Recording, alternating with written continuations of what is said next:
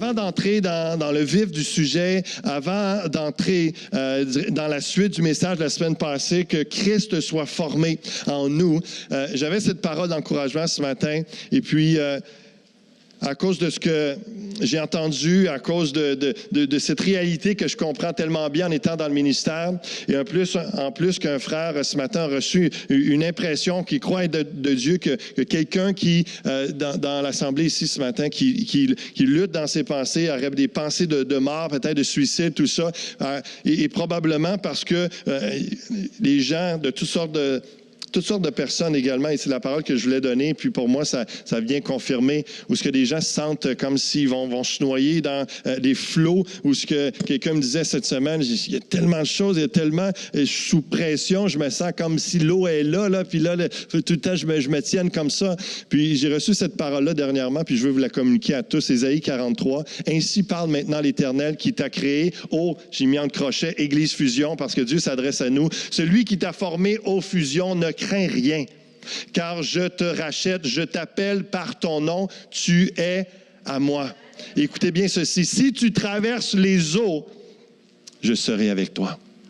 Et les fleuves, ils ne te submergeront point. Si tu marches dans le feu, tu ne te brûleras pas et la flamme ne t'embrasera pas. Il y a peut-être des gens ce matin qui, dans la dernière semaine ou dans les dernières semaines, ont l'impression d'avoir passé par les eaux, les fleuves sont déferlés contre vous et que c'est vraiment intense, ou que vous, comme vous êtes dans le feu, dans l'épreuve du feu.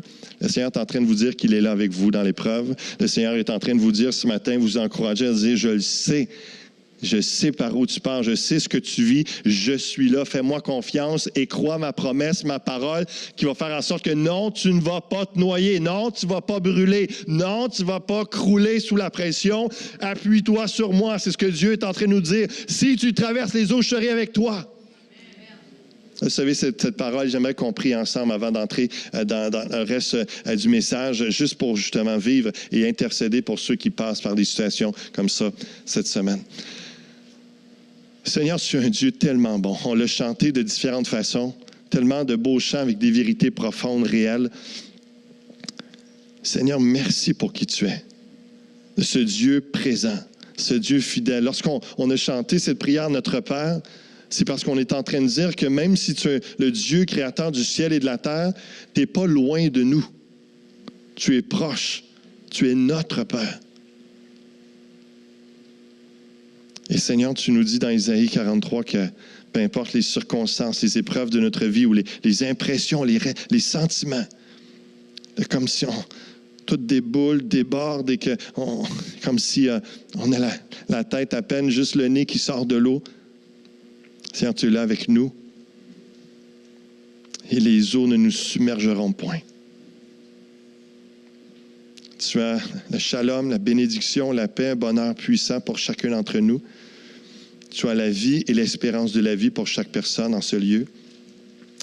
Je prie, Seigneur Dieu, que chaque personne puisse se confier en toi et recevoir la force, la grâce qu'ils ont besoin pour passer au travers des eaux, passer au travers du feu et en sortir victorieux, en sortir grandi, épanoui, plus près de toi, plus confiant en toi. Alléluia, fais du bien à ton peuple ce matin, allège certaines personnes qui ont de lourds fardeaux, de grands stress, inquiétudes, de grandes anxiétés. Seigneur, tu nous dis de ne craindre rien, que tu es avec nous en toutes choses. Alléluia, on s'appuie sur cette parole, sur ta promesse. Et Seigneur, on te loue ce matin pour ta fidélité et ta présence, et que tu es un Dieu tout-puissant. Que tu peux dire juste avec une parole que les eaux s'arrêtent et tu vas nous frayer un chemin à sec au travers des fleuves s'il le faut. Parce que tu es puissant et tu fais ce que tu veux, quand tu veux. Alléluia. Amen. Amen. Amen. Wow, Dieu est bon. Dieu est bon. Que Christ soit formé en nous. Deuxième partie de la semaine passée, on a commencé avec la connaissance de la grâce pour que Christ soit formé en nous. J'ai voulu rester près du texte de Galates où ce que l'apôtre Paul amène cette prière, cette réalité. Il dit dans Galates chapitre 4, verset 19, il parle tout de suite après, il parle de l'inquiétude qu'il a pour ses enfants. Mes enfants pour qui j'éprouve de nouveau les douleurs de l'enfantement jusqu'à ce que Christ soit formé en vous. Jusqu'à ce que Christ soit formé en vous. Ils les emmenent au Seigneur et puis là, ils ramènent la loi, ils reviennent à leur ancienne réalité, à leur ancienne vie. Ils pensent que c'est pas suffisant la grâce de Christ et là, ils veulent ajouter de respecter la loi et s'exprimer par la circoncision et toutes sortes d'autres choses qu'il faut faire. Et ils croient trouver justification dans la loi et Paul dit, vous couriez si bien, ça allait si bien, vous aviez placé votre foi en Jésus, tout était beau, pourquoi vous voulez retourner à la loi? Puis là, c'est pour ça qu'il dit, je prouve encore les douleurs de l'enfantement jusqu'à ce que Christ soit formé en vous. Et donc, on a regardé, et c'est pour ça que je vous ai parlé de la grâce de Christ la semaine passée, parce que la première chose que lorsqu'on connaît Christ, et si on veut le laisser se former en nous, évidemment, ça prend la connaissance de la grâce de Christ. Il y a un seul élément essentiel. Il ne faut pas essayer de se casser la tête, de savoir qu'est-ce qui me manque, qu'est-ce qu'il faut que je fasse, etc., etc. Que Christ prenne forme en moi, que Christ prenne forme en toi. C'est l'élément clé essentiel pour l'épanouissement, pour la croissance, la maturité, pour la ressemblance de Jésus-Christ, de s'assurer qu'il prenne la place, le règne en nous. Et on a vu que Christ soit formé en nous. Le mot « former », c'est « morphé » en grec. On a le mot, par exemple, « morphologie » qui vient de cela. Et ça veut dire ce qui paraît à l'extérieur provenant de l'intérieur. Lorsqu'on voit un chrétien, on voit ses actions, on voit l'extérieur, l'externe. Mais s'il y a quelque chose qu'il fait, qu'on voit à l'extérieur, qui ressemble à Christ, c'est parce que Christ a pris forme en lui. Et que de l'intérieur, il y a quelque chose qui jaillit de Jésus-Christ vers l'extérieur. Et c'est ça, l'idée que Christ soit formé en nous. Et je vous ai partagé qu'il y a 4 C pour que Christ prenne forme en nous. Hein, c'est des mots que j'ai mis pour bien s'en rappeler, qui nous aident à résumer bien des vérités de la parole de Dieu, qui nous parlent d'épanouissement, de maturité, que Christ soit formé en nous. On a parlé de la connaissance. Ce matin, on va parler du caractère. Et une autre fois, la communion et le comportement. Donc, d'avoir la connaissance de Christ, d'avoir le caractère d'amour de Jésus-Christ, d'avoir la communion de Jésus-Christ, d'avoir le comportement de Christ nous aide à laisser Christ prendre forme en nous. Et comme j'ai dit tantôt, la connaissance de Christ, c'est comme la porte d'entrée, c'est le début de la connaissance de Christ, c'est de connaître sa grâce. Jean 1,14 nous dit qu'il est venu plein de grâce et de vérité. Moïse est venu avec la loi, Jésus est venu plein de grâce et de vérité, une vérité qui nous affranchit, qui nous amène dans la liberté. On a besoin de bien saisir, de bien recevoir, de bien vivre la grâce de Dieu pour la communiquer aux autres également, mais juste pour nous-mêmes, bien vivre et devenir comme Jésus, il faut comprendre premièrement sa grâce. Il y avait des objets la semaine passée, et là, je les ai mis sur l'écran pour ne pas les oublier. Il y avait une chaîne, d'ailleurs, que j'avais laissée là, puis je ne sais pas les rendus où, mais une chance que j'en ai mis sur l'écran. Mais l'apôtre Paul parle de la loi comme d'une chaîne, de l'esclavage.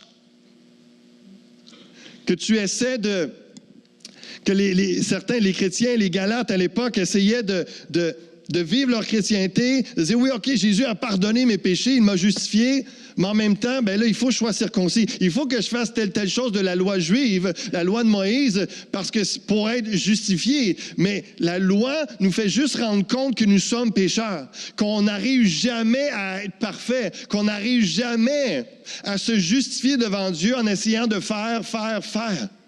Donc, c'est pour ça qu'il y a un esclavage. On est esclave. Le peuple juif, en ce moment, Paul va dire à son époque, c'est encore vrai aujourd'hui, sauf des Juifs messianiques, mais les Juifs, en ce moment, à Jérusalem, dans le Jérusalem physique, ils sont sous l'esclavage, sont encore sous la loi de Moïse. C'est ce que Galates, chapitre 4, nous dit également. Il y a le joug, on voit les bœufs avec le joug qui leur permettait de tirer une charge. Ils étaient sous de lourds fardeaux, un joug. La loi est comme un joug.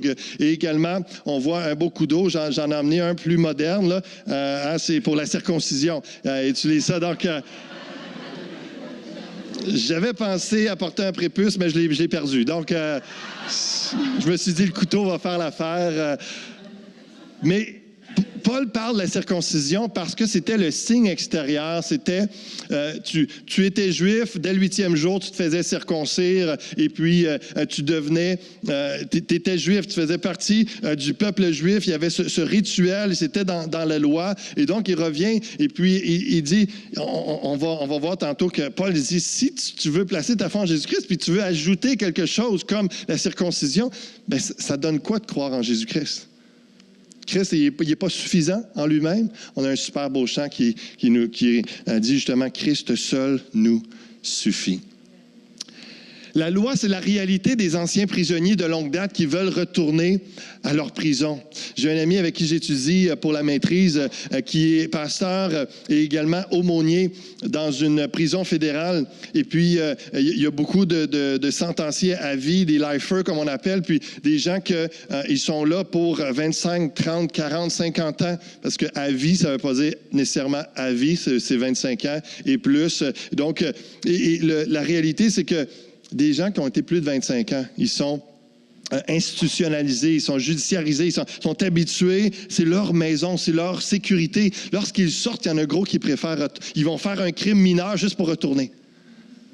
Parce qu'ils sont habitués, c'est leur sécurité, leur prison, c'est ce qu'ils connaissent, puis et Paul va dire justement, il y en a il dit aux Galates, pourquoi vous le retournez dans la prison? Pourquoi vous le retournez sous le joug? Mais pourtant, le peuple d'Israël a fait la même chose lorsqu'il était prêt à retourner en Égypte à cause des obstacles. C'était différent. Puis là, il disait, il me semble, on avait quand même plein de choses à manger. On était dans l'esclavage, mais au moins, c'était quand même, certaines choses étaient plus confortables. C'était du connu, etc., etc. Et il y a cette réalité-là dans notre vie chrétienne, des fois, de vouloir revenir en arrière ou de vouloir, même si ça ne va pas améliorer notre sort, mais il y a comme ce concept psychologique de la sécurité du retour en arrière. Mais ce qui est plus malsain que l'apôtre Paul met le doigt dessus, c'est vraiment l'idée où il y a des chrétiens qui retournent à la loi ou que dans leur cheminement, si on le contextualise ou si on l'applique à aujourd'hui, parce qu'on est quand même plus loin de la loi juive que de ceux à qui il parlait à l'époque, n'importe quoi qu'un chrétien se sent obligé de faire pour se justifier devant Dieu. C'est juste croire en lui mort sur la croix, qui m'a pardonné, qui m'a purifié. Seigneur, mais ça, va faire juste un petit quelque chose pour te dire merci, puis juste un petit quelque chose pour dire que, au moins, j'ai fait quelque chose. Ça, c'est l'apôtre Paul dit, écoute, as-tu compris l'Évangile? As-tu compris ce que Christ a fait pour toi? C'est suffisant et c'est la seule chose. C'est la seule chose. Donc, il met l'accent, et c'est là qu'il parle de la grâce de Dieu. Et même, j'aime bien le verset 30 dans Galates chapitre 4, il va dire qu'est-ce qu'on fait avec la loi, avec la dimension de l'esclavage? Chasse l'esclave et son fils. Que dit l'Écriture? Chasse l'esclave et son fils, qui représente le régime de la loi, les chaînes, l'esclavage, les lois qui te condamnent et que jamais tu seras justifié par tout ce que tu peux essayer de faire pour plaire aux hommes ou pour plaire à Dieu. Donc, cette dimension où on prend position, on place notre foi en Jésus-Christ et peu importe dans le cheminement de notre vie, les tentations d'essayer de se justifier de quelconque autre façon ou de se laisser faire croire qu'il faut ajouter quelque chose à la croix de Christ et à la grâce de Dieu, chasser cette pensée, chasser ce mensonge et aller de l'avant, continuer à aller de l'avant. Les hommes n'aiment pas entendre parler de la croix. Du haut de la croix, Christ interpelle, croyez en moi et je vous sauverai. L'homme répond, je peux me sauver tout seul. Je n'ai besoin de personne. Je suis suffisamment méritant. Je suis capable d'observer la loi. Je suis une bonne personne, dans le fond. C'est ainsi que l'homme s'oppose au message de la croix. La croix devient une pierre d'achoppement pour lui. Ceux qui n'ont pas la connaissance de la grâce de Christ ne peuvent voir Christ se former en eux. Et connaître sa grâce, c'est connaître que nous sommes, par notre foi en lui, fils et filles de Dieu, un peuple béni à l'extrême. Ça, c'est la grâce de Dieu. Est-ce que j'ai des gens dans ce lieu qui savent, qui ont la conviction, la révélation, la connaissance de la grâce de Christ et qui réalisent qu'ils sont fils et filles de Dieu et dans le sens d'être un peuple béni à l'extrême. Dans cette promesse du père d'Abraham, le père Abraham qui était le père de la foi, on est là-dedans. On est dans cette extrémité de la bénédiction de Dieu, tout ce qui est... Et tu sais, la grâce commune, c'est toutes les belles choses qu'on peut voir que chrétiens ou non vont vivre. Le soleil, la beauté, la pluie qui tombe pour rafraîchir, pour désaltérer, etc. Ce qu'on appelle la grâce commune. Tout le monde a ces choses-là. Et ce sont des belles photos que Pasteur Roxane a prises lors de la retraite des hommes. Je trouvais ça tellement beau. C'est vraiment, c'est la grâce de Dieu de voir toute cette beauté. Et puis, c'est vraiment bien. C'est une grâce de voir ça. C'est incroyable. Ça aussi, c'est une grâce de Dieu. Le bacon, pas pour les musulmans, mais pour nous, on est chrétiens. C'est une grâce de Dieu, le bacon. Pour les hommes, c'est quelque chose. Mais, donc, la grâce commune, mais la grâce salvatrice, la grâce qui sauve, c'est d'être, justement, la grâce salvatrice, c'est d'être sauvé, d'être le peuple de Dieu par notre foi en Jésus-Christ. Ça, c'est une grâce spéciale attribuée à ceux qui placent leur foi en Jésus-Christ. Et elle est ouverte, elle est offerte à tous, mais seuls ceux qui placent leur foi en Christ peuvent bénéficier. Là, on voit tous les hommes qui étaient à la retraite. Puis, moi, ce qui m'a béni vraiment lors de cette retraite-là, c'est vraiment de voir, hey, on est des frères. On fait partie de la famille de Dieu. On est ensemble. Dès le premier soir, c'était fou de voir la joie qu'il y avait, l'amour fraternel. On était bien ensemble. Il y avait une attente de ce que Dieu allait faire. Et c'est une grâce. Et nous sommes frères par notre foi en Jésus-Christ. On était bien ensemble. Il y a plein de temps de communion qui a eu lieu. Et puis, la relation père-fils, ça, c'est la plus belle photo que je trouve dans tout ce que Pasteur Roxane a pris pour moi, parce que je ne sais pas si c'était les seuls liens père-fils qui étaient là mais Julien, avec son père qui était là, c'était vraiment beau de les voir, mais quand j'ai vu cette photo-là, je me suis dit, wow, ça, c'est la grâce de Dieu qu'on vit, qu'on peut être proche et de dire une relation père-fils ou père-fille, mesdames. Parce que je vous rappelle un peu, puis je conclue le résumé de la semaine passée un peu. Abraham, notre père dans la foi, c'est notre père dans la foi. Puis par notre foi en Jésus-Christ, on entre dans cette lignée-là de la bénédiction qui avait été promise à Abraham. On est des fils de la promesse. On devient des fils, des filles bénies de Dieu. C'est tellement beau, c'est tellement profond. Comment est-ce qu'on peut partager notre vie avec Dieu le Père par notre foi en Jésus-Christ. Dieu le Père veut vivre cette relation-là avec ses enfants, avec tout le monde. Mais c'est seulement ceux qui placent leur foi en Jésus-Christ et qui s'approchent de Dieu jour après jour, qui peuvent goûter, qui peuvent expérimenter cette réalité-là. Mais les bras de Dieu, du Père, sont grands ouverts continuellement. Disant, je ne suis jamais trop occupé. Si tu me déranges jamais, j'ai toujours un temps pour t'écouter, un temps pour te conseiller, un temps pour te consoler, toujours un temps pour être avec toi et rire ensemble, pleurer ensemble, etc. Le Père est là et ça, c'est la grâce de Dieu. La grâce de Dieu. Merci Seigneur. Merci Père. Donc, comment allez-vous développer plus votre connaissance de Christ? Parce que ne passez pas à côté de connaissances qui vous libèrent de la loi, contenant tellement de vérités, de bénédictions en Jésus. De connaître Jésus-Christ et connaître sa grâce et plein d'autres choses qui sont reliées à sa personne et à Dieu dans toute sa totalité. On peut connaître Dieu. Ça commence par la grâce, mais on a besoin de connaître. Qu'est-ce que vous allez faire pour connaître plus? Hein? La Bible là, qui est en pleine poussière, qui dit « Lisez-moi, lis-moi ». Dieu te rappelle ce matin comment est-ce qu'il a écrit des choses pour toi dans la parole de Dieu, dans la Bible. Lis ta Bible chaque jour. Tu vas apprendre à connaître Dieu. Tu vas apprendre à connaître plus sa grâce, la vivre, sa bonté, son amour, tout ce qu'il a pour toi. ses conseils. Il y a des cours que l'Église donne, les Jeudis Académie, il y a différents cours au cours de l'année, différentes thématiques qui est abordées. Et prenez note lorsqu'il y en a, lorsque vous les voyez sur l'écran. Prenez note, juste pour dire, faut que je connaisse plus le Seigneur, je connaisse plus sa parole. Je veux davantage m'approcher de Dieu. Il y a l'ITF pour ceux qui veulent aller suivre encore plus de cours, puis les suivre en ligne ou aller directement sur place à Longueuil. L'Institut de théologie pour la francophonie, c'est l'école biblique de notre association d'église. Il y a tellement au-delà. Moi, j'enseigne juste 9 à 12 heures dans ces cours-là, mais il y a des professeurs, Pasteur Claude Houd, Marc Lecomte et tellement d'autres pasteurs, des enseignants, des hommes de Dieu, des théologiens, des gens qui peuvent communiquer quelque chose, nous aider à connaître mieux Dieu, s'équiper pour notre vie chrétienne. Il y en a qui peuvent être équipés pour le ministère également, évidemment, en forme des ouvriers. Les groupes vie aussi, j'ai mis une photo de la formation que René Christian a donnée justement sur l'écoute et la synthèse en groupe lors des groupes vie. Et puis, comment on peut apprendre, oui, à se connaître les uns les autres, mais à apprendre à connaître Dieu au travers des uns des autres, au travers des partages, au travers de ce qui est échangé ensemble semaine après semaine. Donc, il y a plein de façons de s'approcher de Dieu, de le connaître plus pour que Christ soit formé en nous. C'est une première étape, premier C. Qu'est-ce que vous allez faire dans cet automne et dans les prochaines semaines, prochains mois pour plus connaître Christ? On continue au chapitre 5 dans Galates, verset 1.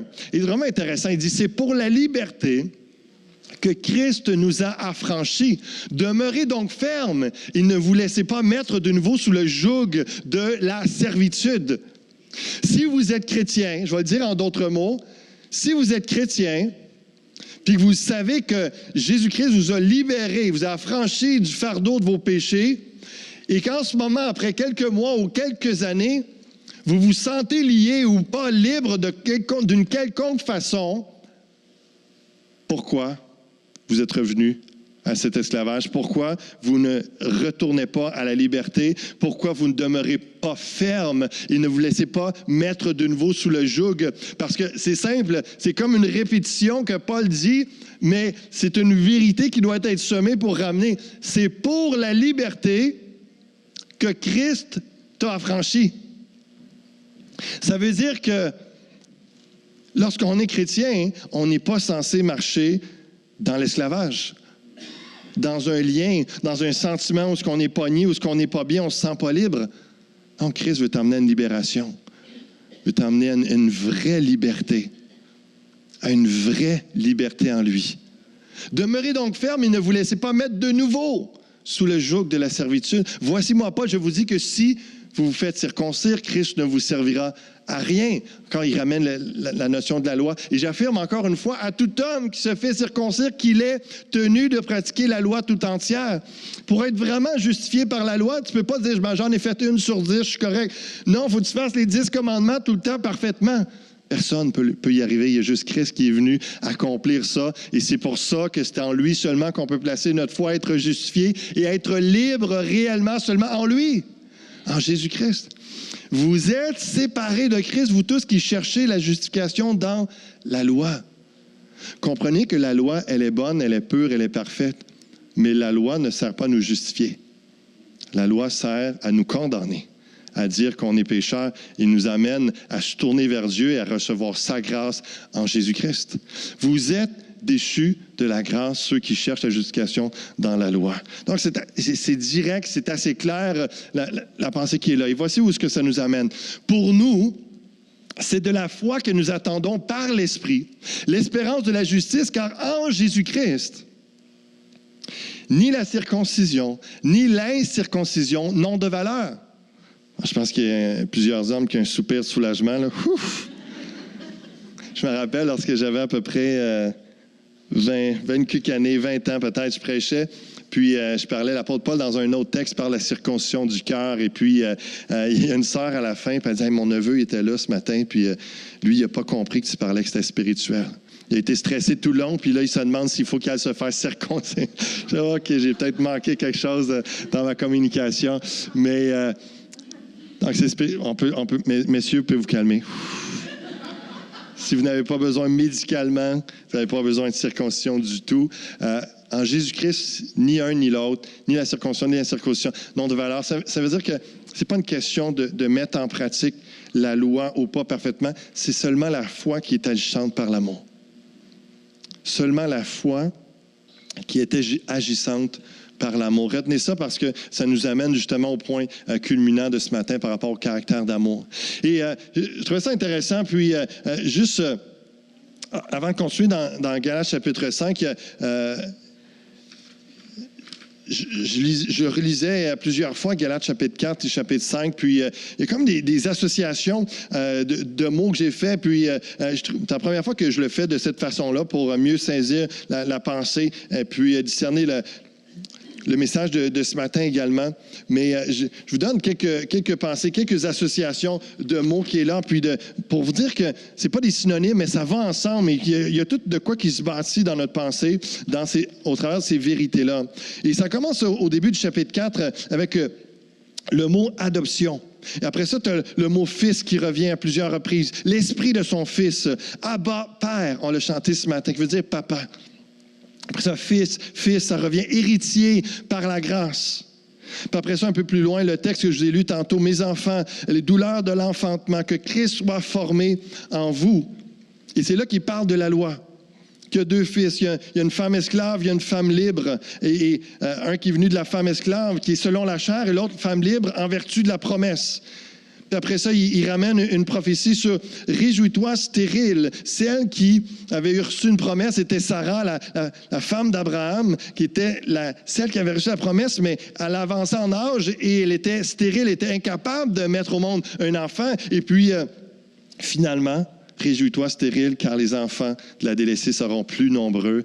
Comment est-ce que c'est par la puissance de Dieu, par sa promesse, que le plan de Dieu agit? Et là, après ça dit, comme Isaac, vous êtes enfants de la promesse.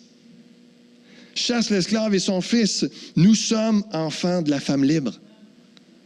Après ça, on entre dans le chapitre 5.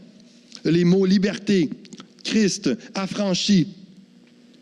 Après ça, loi, séparée de Christ. Mais la grâce, c'est dans la foi, c'est l'esprit, c'est la justice, c'est Jésus-Christ, c'est la foi, c'est la charité. Et un peu plus loin, au verset 13, on est appelé à la liberté. Ça revient continuellement, le thème, lorsqu'on est dans la foi, la grâce de Dieu, c'est la liberté, la justice, la liberté, la justice. On est affranchi. Et l'amour, la charité, serviteur les uns les autres. La loi est accomplie dans l'amour, tu aimeras ton prochain.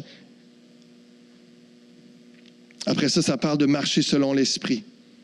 L'Esprit est là depuis le chapitre 4, où il est toujours en train de mettre en œuvre, je le dirais de cette façon, nous rendre réels, nous faire vivre nous-mêmes dans notre esprit, dans notre intérieur, ce que Christ a accompli à la croix. L'Esprit nous fait vivre cette nouvelle naissance, nous fait devenir enfants de Dieu, nous rend puissants en lui, nous transforme et de l'intérieur nous transforme pour nous emmener à la ressemblance de Christ. Parce que nous sommes appelés à la liberté. Par la charité, par l'amour, on accomplit la loi de Christ. Marchez selon l'Esprit, un peu plus loin. Après ça, si vous êtes conduit par l'Esprit, vous n'êtes plus sous la loi, parce qu'on est dans l'amour. Et lorsqu'on est dans l'amour, la loi est accomplie, donc on n'est plus sous l'exigence d'essayer de toujours faire des choses. Et là, l'Esprit, la foi, l'amour revient, et là, verset 22, mais le fruit de l'Esprit, c'est l'amour. Le fruit de l'Esprit, c'est l'amour. La joie, la paix, la patience, la bonté, la bénignité, la fidélité, la douceur, la tempérance. La loi n'est pas contre ces choses. Et verset 25, si nous vivons par l'Esprit, marchons aussi selon l'Esprit. On devient enfant de Dieu simplement par notre foi en Jésus-Christ. Le Saint-Esprit vient en nous. On commence à vivre. On est enfant de Dieu. Et là, Paul, il dit, mais si vous êtes vivant simplement par l'Esprit de Dieu en vous, mais après ça, pour vous comporter comme Christ et avoir son caractère, mais marchez selon l'Esprit. Et c'est pour ça qu'il dit au verset 22, juste avant, le fruit de l'Esprit, c'est l'amour. Le fruit de l'Esprit. Puis, je veux conclure avec cette pensée-là. Et quand c'est la connaissance, le caractère pour que Christ soit formé en nous. De quel caractère parlons-nous? Dans une simple définition, on parle l'ensemble des dispositions affectives constantes selon lesquelles un sujet réagit à son milieu et qui composent sa personnalité. Alors, on a le caractère peut dire aussi quand il y a un contrat, il y a des choses qui sont écrites en petits caractères. Hein? Il y a quelque chose qui a été imprimé en petits caractères. Et là, on parle plus de mot caractère dans le sens des dispositions affectives constantes selon lesquelles un sujet réagit. Une personne va réagir à son milieu qui compose sa personnalité. C'est de là il y en a qui vont avoir un mauvais caractère, il y en a qui vont avoir tout un caractère, il y en a qui, etc. Il y a toutes sortes d'expressions. Un caractère de... Il y a différents adjectifs qualificatifs qu'on peut ajouter à ça. Je dirais donc que le caractère chrétien, c'est l'empreinte que laisse l'Esprit de Jésus dans nos vies, qui fait en sorte que la manière qu'on se comporte, qu'on réagit à des situations, ça ressemble à Christ parce que l'Esprit a laissé une trace sur nos vies, comme des petits caractères. Mais là, on prie en gros caractères qui puissent s'imprimer sur nos vies.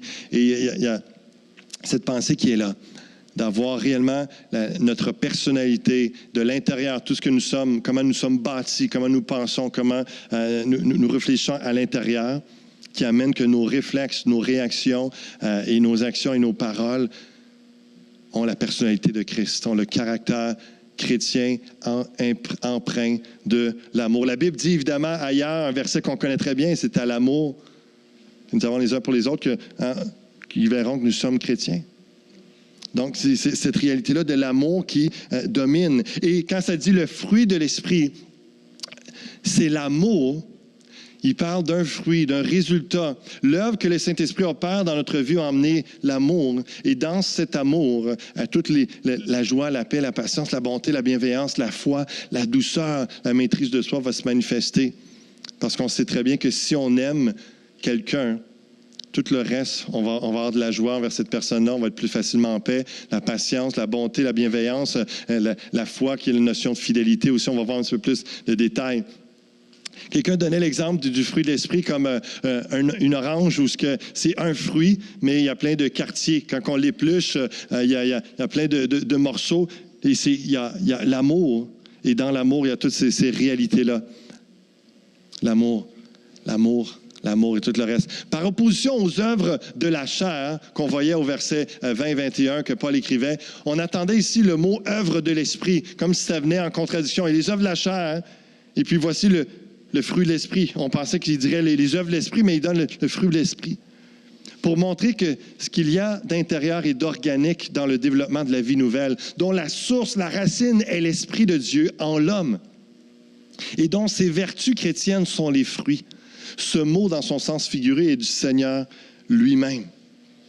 Le fruit de l'Esprit. L'opération de l'action de Christ en nous par son Esprit qui nous amène à lui ressembler, avoir un caractère chrétien empreint d'amour. Donc, ça vient de l'Esprit de Jésus en nous. On parle de l'amour. Le mot grec agapé, charité, affection, c'est l'amour parfait de Dieu. On ne peut aimer les autres et aimer Dieu sans réellement avoir goûté à son amour, que l'Esprit nous amène à ce véritable amour et tout découle de l'amour. On a le mot joie, chara, réjouissance, allégresse, être heureux, la joie de notre salut. Vous comprenez bien que ça n'a rien à voir avec la joie qu'on peut exprimer, qu'on peut vivre lorsque les Canadiens gagnent comme hier soir. Parce que quand ils perdent, la joie part tout de suite. On n'est vraiment plus dans la joie. La joie de l'esprit, c'est au-delà de ça. Et j'aimais bien, votre joie est de quelle valeur? De combien de carats? Votre joie est de combien de carats? De quelle valeur? Parce que la joie de l'esprit, c'est la réjouissance, c'est l'allégresse, c'est d'être heureux dans le fond de nous-mêmes, peu importe les circonstances, parce qu'on a la joie de notre salut. Ça, c'est la joie de l'esprit qui transcende toute chose. La même chose avec la paix. Ah, Madame Irène, tu sais, la madame qui est tranquille, la madame qui est pleine de paix dans l'âme à cause de Christ. Irénée, le mot paix en grec, sûreté, Tranquillité dans l'âme à cause de Christ, sans crainte et dans le contentement, l'harmonie avec les autres.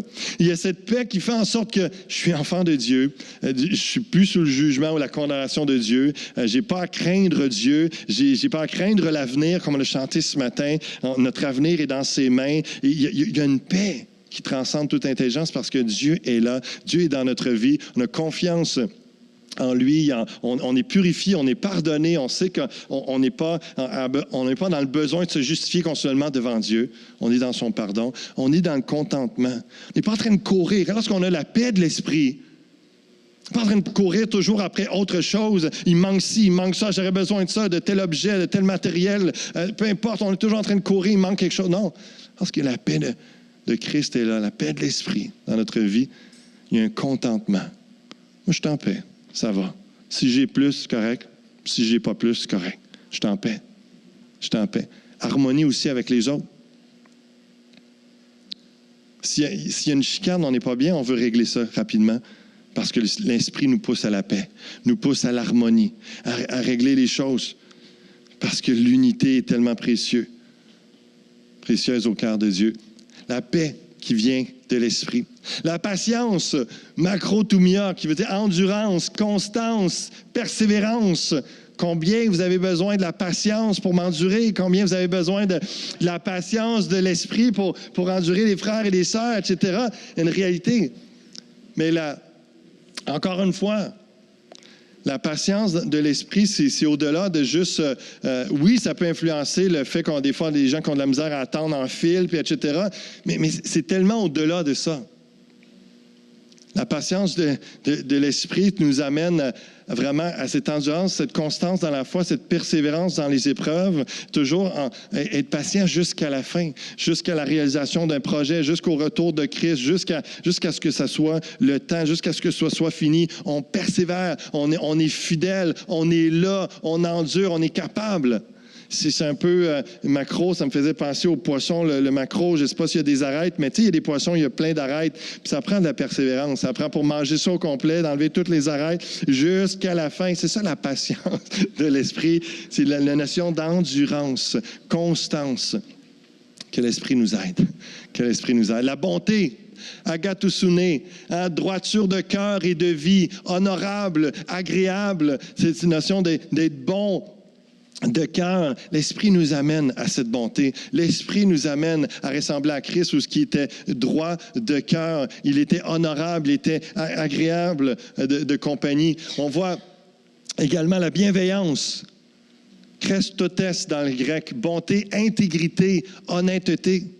Quelqu'un qui est bienveillant, tu sais qu'il n'est pas là pour t'avoir, il n'est pas là pour essayer de jouer dans ton dos, il est là pour juste... Avec amour, avec bonté, avec bienveillance, il est là pour toi. C'est vrai, c'est honnête. La personne veut t'aider juste pour t'aider, parce qu'il est bienveillant. Le Saint-Esprit, c'est un des fruits de l'Esprit. Dans l'amour de notre prochain, il y a de la bienveillance.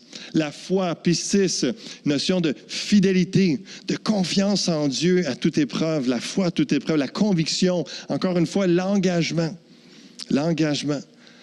La vraie foi, quand quelqu'un dit qu'il croit en Dieu, ça veut dire que quand ça va bien ou quand ça va mal, il continue de croire.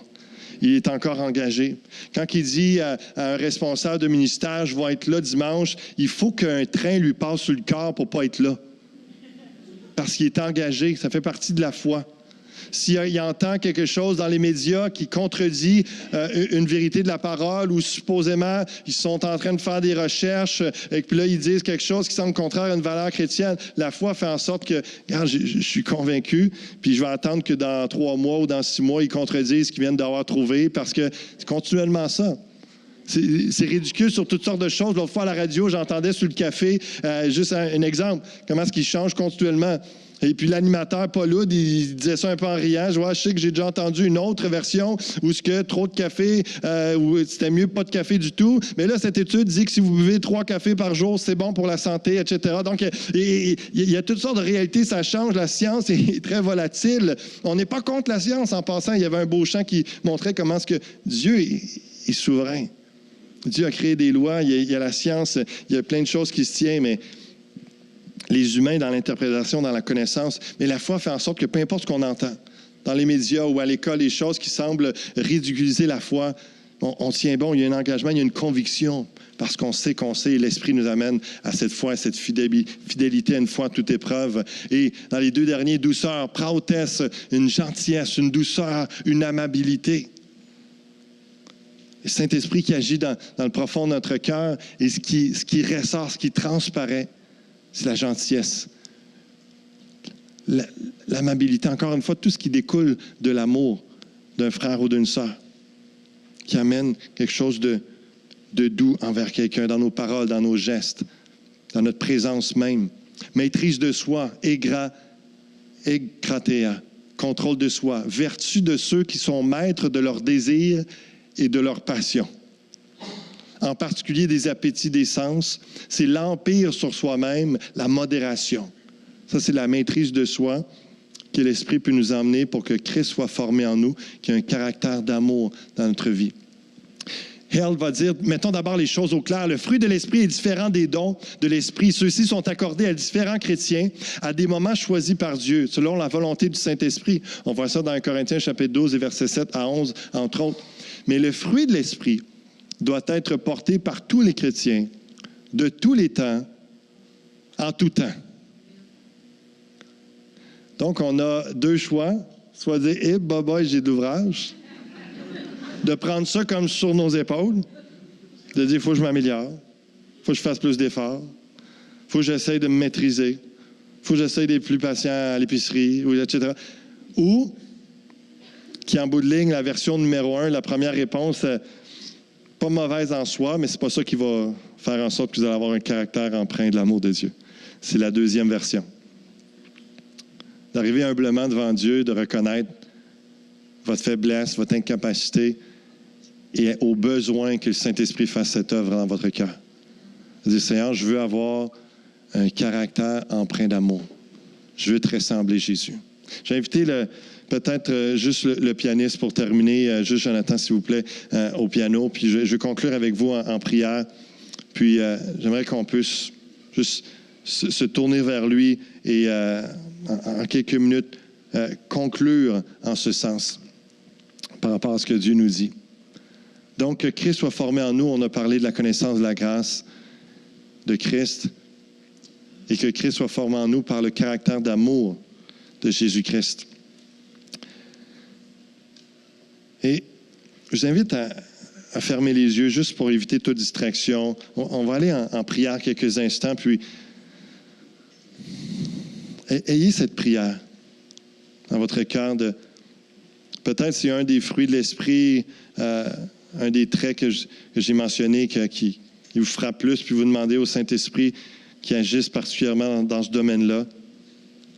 Mais qui est, moi, ma première prière, c'est que le Seigneur puisse renouveler notre intelligence, renouveler notre pensée, de ne pas avoir aussi toujours le réflexe d'y aller par nos propres forces, mais d'avoir plus ce réflexe de communion, d'intimité, d'humilité devant le Seigneur, de passer plus de temps avec lui et de laisser davantage le Saint-Esprit faire son œuvre, laisser sa marque, son empreinte très profondément en nous, qui va faire en sorte qu'à l'extérieur, les gens vont voir qu'on ressemble à Christ parce qu'il y aurait eu un impact de l'Esprit. Ça veut dire aussi probablement que à certains moments de votre vie, le Saint-Esprit, ce qu'il va faire dans votre cœur, c'est montrer quelque chose où il y a un gros bobo, il y a quelque chose à guérir, et puis il va peser dessus, fait que ça va empirer, jusqu'à ce que vous fassiez la bonne démarche pour vous faire aider, pour laisser le Seigneur venir faire une chirurgie, une guérison, une transformation du cœur. Enlever des choses de votre vie, de votre cœur qui n'a pas besoin d'être là. Le Saint-Esprit veut emmener un changement dans nos réactions, dans les façons qu'on pense. On a tous acquis des choses avec les années. Puis il y a des choses qui sont littéralement contraires aux réflexes ou aux réactions d'un chrétien. Puis c'est là-dessus que le Seigneur met l'emphase, puis des fois, on ne comprend pas pourquoi la situation s'est empirée ou que c'est difficile. Mais le Seigneur est juste en train de dire, regarde ça, là, Je veux que ça change dans ton cœur. Puis c'est moi qui vais le faire. Mais demande-moi-le. Viens me le remettre. Viens passer plus de temps dans ma présence pour que je puisse changer ton cœur. Puis au lieu de l'amertume, puis de la dureté, tout ça, je vais laisser couler une vague d'amour dans ton cœur. Puis ça va te laisser complètement émerveillé du changement que ça va occasionner. Seigneur, on est devant toi ce matin. Chacun d'entre nous, sans exception, on a besoin du fruit de l'Esprit. On a besoin de la puissance, on a besoin de tes dons également. Mais tu nous appelles à avoir ton caractère. Ça, c'est la personne que nous sommes dans toute notre personne, toutes nos réactions à tous les jours. Notre prière, Seigneur, c'est qu'on veut avoir le fruit de l'Esprit, c'est que le Saint-Esprit agisse en nous, nous change, nous restaure, nous transforme une image de Christ pour que justement, dans nos paroles, dans nos actions, dans ce qui sort à l'extérieur, d'une façon régulière, constante, réelle, concrète, il y a de l'amour, il y a de la paix, il y a de la joie, il y a de la patience, de la bonté, de la bienveillance, qu'il y ait, Seigneur, maîtrise de soi. On sache agir et réagir comme toi, Jésus.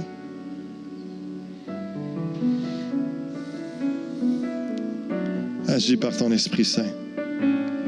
De nous de grandir, de laisser Christ se former en nous par plus de connaissance de toi. En expérimentant ta grâce et en laissant l'Esprit nous remplir. Remplis-nous de toi. Remplis-nous de Jésus, Esprit Saint.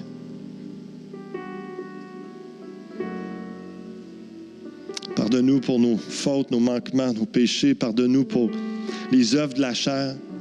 Comment on peut réagir des fois contraire à ta parole, complètement à l'opposé de ce qu'un chrétien devrait agir, devrait penser, devrait ressentir à l'intérieur. Seigneur, change nos cœurs. Remplis-nous d'amour. Comme notre sœur l'a prié tantôt au micro, tu n'es pas juste un Dieu qui a de l'amour. Tu es amour. Et ta grâce, ton cadeau immérité, c'est que tu habites en nous.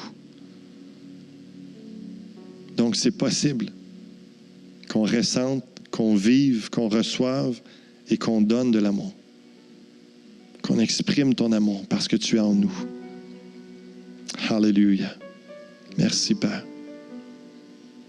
Merci parce qu'on est tes fils et tes filles bien-aimés. Tu nous chéris, tu nous aimes tellement. Agis par ton esprit encore et encore. Alléluia. Que ce message, que ces pensées, que ces prières et que ce verset de Galates 5, 22, le fruit de l'esprit, puisse nous accompagner tout au long des prochains jours. Qu'on puisse y revenir, y méditer et te laisser agir en profondeur. On sait, Seigneur, que ce n'est pas en une journée. Ce n'est pas juste une journée que tu nous appelles à te ressembler. Seigneur, c'est au cours des mois et des années, on veut te laisser agir. Alléluia. Que Christ règne. Que Christ brille au travers de nos vies.